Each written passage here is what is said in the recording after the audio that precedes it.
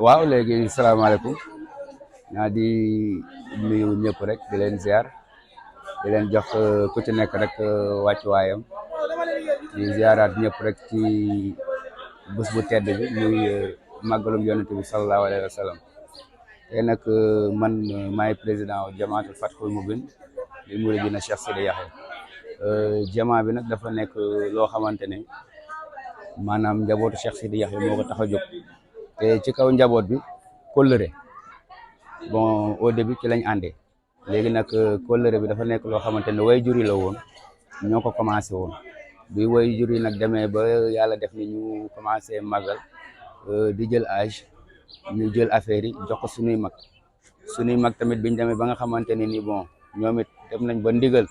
dab leen ñu woo leen ci yeneen fonction ñu jël ko teg ko ci suñuy loxo léegi nag yàlla mu ngi ñu boole ki nga xamante ne mooy suñu wasila di Cheikh Ahmed Ould Fatan di doom ci Cheikh Sidi Yaxya nekkee Pikine jamaa bi nag dafa nekk loo xamante ne ni ay ndaw ñoo ko yor ay ndaw ñoo ko composé ay ndaw ñoo ciy ànd di def lenn lu dul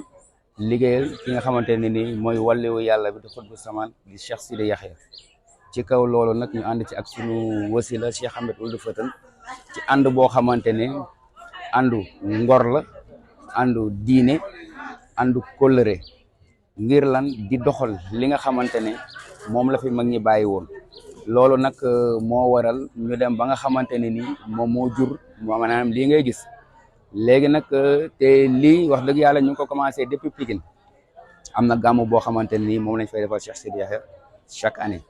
jóge ci kaw loolu dañuy ñëw fii tamit Ndiassane di ko defal loolu moo waral nag jamaa bi ñëw nekk nii te bon comme ni ngeen koy gis ni jamaa bi gis nga ko ay xale kese fi nekk te wax dëgg yàlla boole seen doole